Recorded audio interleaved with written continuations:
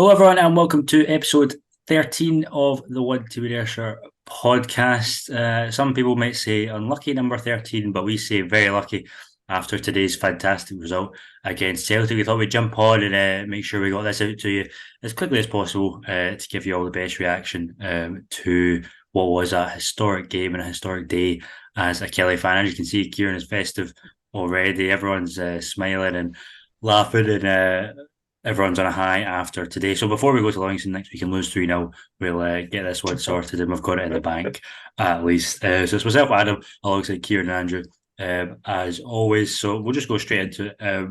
Andrew, your immediate reaction to today's 2-1 victory over Celtic. I mean, it was, a bit of a shaky first half, some promising signs, but in that second half was just, different class, something we've not really seen from Kilmarnock in the last couple of years.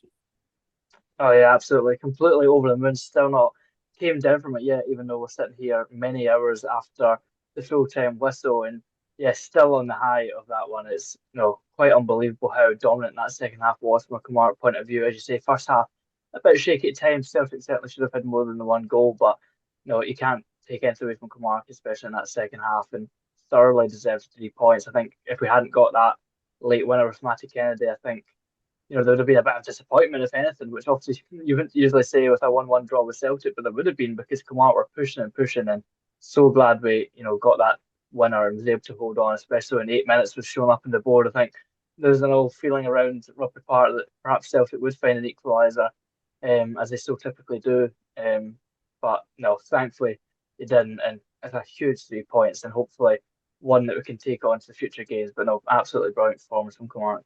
Yeah, I mean, Kieran, it was the manner of the victory, wasn't it? It wasn't just because we obviously had the two victories over the Old Firm at the start of the season, but they were a bit more, we were defending for large periods, had to ride our luck, and then we got the goals to win it. But this one, it was, we were the ones on the front foot, dominated the second half, dominated the ball, had dominated the chances in the second half, especially, and really deserved it, which is not always what you can say and victories over the Old Firm. But we were by far and away the better team over the course of the 90 minutes, which was surprising and just sort of came out of nowhere. Absolutely, it's as you say, it's a rare occasion to have any kind of like footballing dominance over either of the Old Firm sides.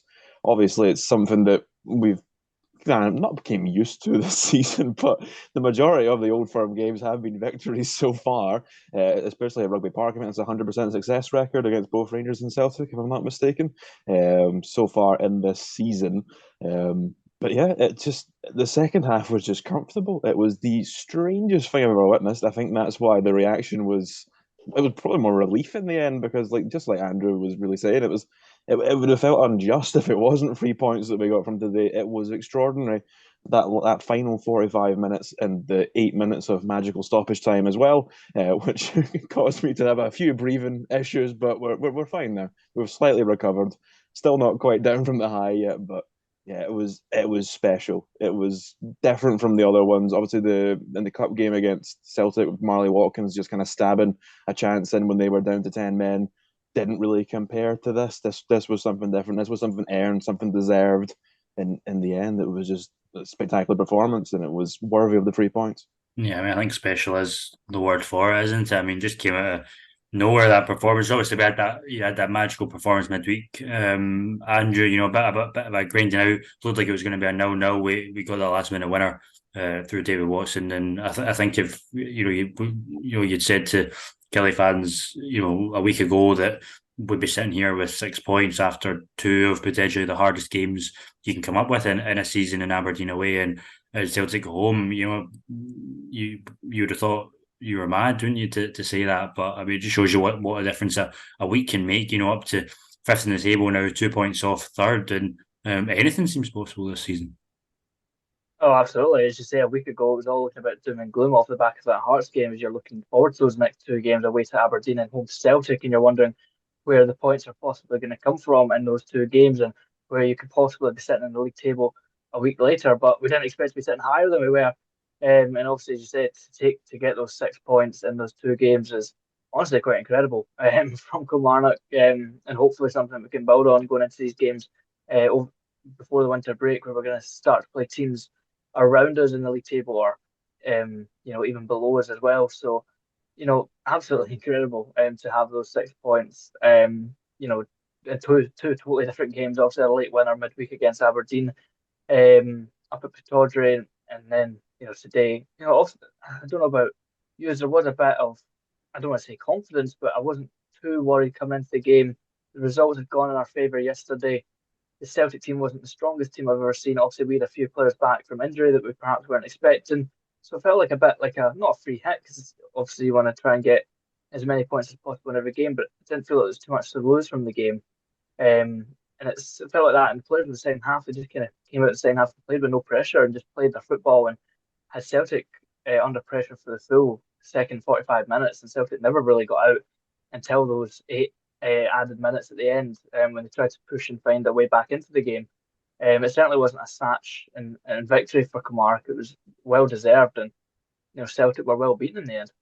Yeah, absolutely. It was a special day, as we say. But Kieran, obviously, looking ahead now, it's all very well picking up these 6 points in these two really hard games, but we've got to go and back that up now, don't we? You've got to go to Livingston on Saturday, a place that we've always struggled at.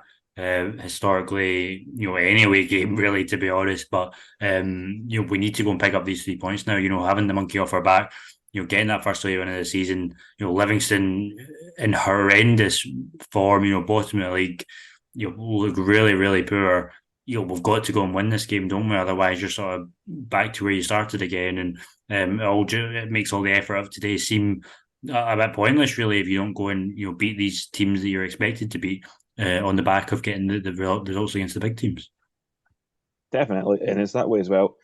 In a way, the kind of mindset is if we don't go and beat Livingston, it's almost like we never bet Celtic, we never bet Aberdeen, because Livingston, as daft as it sounds, because 3 points is 3 points, but Livingston is the teams like that. You want to get the 3 points against those teams, the teams that are, as you say, predicted to finish in and around us, or just be around the areas that we're finishing in. So it is vital, but we do know how it's been the last few times we went A, on the road, and B, towards teams who have had a bit of bad form. It's not been perhaps as clear cut on paper as you would have liked it to be, because obviously Kilmarnock have been in really good form. Away form obviously hasn't been good, but it's one of those things that we've came to not accept, but we're not as critical of it too much now, especially with that Aberdeen victory now as well, because as you said, as far as away days go, out with Celtic and Rangers, that is probably the hardest away day that you can get in the SPL. So with that one tucked under our belt in good defensive fashion and a bit of brilliance at the end, but a replication of that, or even a minute replication of that against Livingston, even a draw on the road, something that just keeps momentum going, something that keeps the points flowing, I would be happy with it. Yeah, I think, Andrew, all Kelly fans will just hope now that this is us turned the corner in terms of being able to win these away games. We've got that first one. When we got the first one towards the end of last season, I think we then had a couple of away victories in a row, as if the players were sort of playing with a bit more freedom and they weren't going into the game thinking they were going to lose. And you just hope that this week now these two results can boost the confidence so much that these issues aren't a problem anymore, and an away game just becomes like any other game, really, rather than players going into it with a different mindset.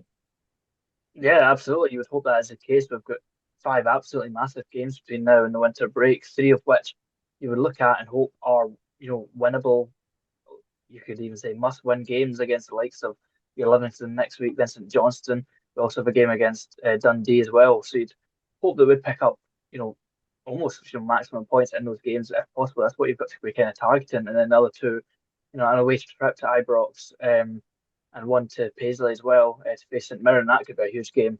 Obviously, I was sitting so closely to St Mirren at the moment. It'd be interesting, where the two teams sit when it comes to that fixture, just after Christmas. But if we're still sitting in around each other, that could be a massive game there as well. So these next 5 before the winter break are going to be massive. And as you say, hopefully, having got that away victory last time out against Aberdeen, it is something that can kind of just lift the team. We don't have to fear going to away games, and I don't think there's any, as tough as it always is to go to the Tony Macaroni Arena, and how much teams struggle, especially us in the past.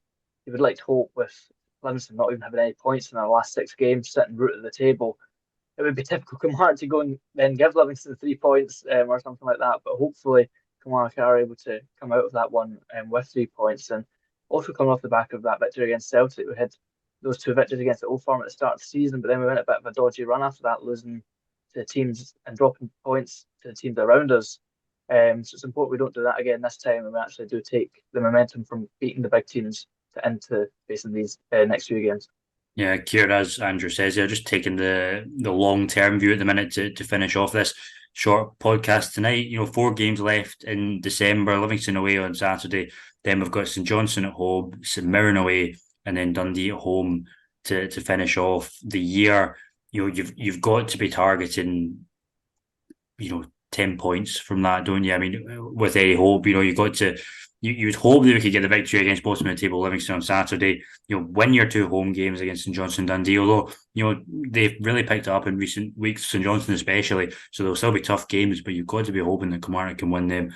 And then St Mirren away, obviously going to be the toughest you would imagine of the lot. They don't lose many games at home. St Mirren obviously sitting above us in the league for a reason, but you'd still hope that we should be able to pick up a real decent amount of points in December and really boost us towards the top end of the table. So when we get going again in January, we're really in a good position to move on. Definitely, and it's one of those things that you're mentioning. Obviously, the better teams will be coming to visit us at Rugby Park, but Rugby Park, as we've seen today, as we've seen countless times throughout several seasons, it's just a different atmosphere, different kettle of fish, and it's almost like Kilmarnock just play better. Obviously, it's a bit of a kind of obvious statement that teams play better at home, but it goes beyond that. It feels at Rugby Park. It is a really strange atmosphere, because how on earth Celtic did not make it at least 3-0 in that first half based on the amount of chances they were creating. They were all over Kilmarnock for large spells of that first half, and they just bottled it. And I have somewhat to believe that is down to the fact that we were at home and there was some kind of luck going on. Whether it was the home support, I'm not sure what it was, what they chalk it up to, but those 2 home games, I would say, are must wins, because it's one thing that we do pride ourselves on is home form. It is, I believe, last season and in this season as well, we've been near enough like top 6 based on home form alone. The away game to Livingston, I would probably target as a very important one as a confidence builder. Wouldn't say has to be a win, because obviously Livingston are still a good team. Martindale's still a fantastic manager. He's done so well over the last few seasons with Livingston, considering what they have resources wise. So by no way in the means am I saying there's going to be a complete walkover. Just because they're in 12th doesn't mean anything. For spells last season, we were in 12th and 11th as well, and we bounced back and finished in 10th quite strongly towards the end. So there's definitely still hope for Livingston, but that St Mirren game, you would probably mark it down as a must-win fixture, but a lot of pressure riding on the away trip to Paisley. Yeah, absolutely. Lots to come in December. So quickly before we finish, score predictions for Saturday. Andrew, what are you going with? I'll go with a 3-1 Kilmarnock victory. 3-1 Kilmarnock. Kieran? I'll go a boring 1-0 to Kilmarnock. Okay, I'll go 2-0 then. We're all pretty positive. I think that's the main thing, and as long as it's not as bad as it was at times last season. A particular 3-0 or it was a 4-0 defeat comes to mind. We were 3-0 down in the opening half an hour. So as long as that doesn't happen again, it's an improvement on last season anyway. But that'll wrap up episode 13 for tonight. Thanks everyone very much for listening and for watching. If you haven't heard it already, go on to our Twitter and listen to the commentary of the goal, the second goal from today. I'm sure you'll enjoy that, and we'll put it up on YouTube later in the week as well for you. And we'll be back next week to review hopefully a victory over Livingston, and then look ahead to the next home game as well. But without further ado, thanks everyone for joining us, and we'll see you next time.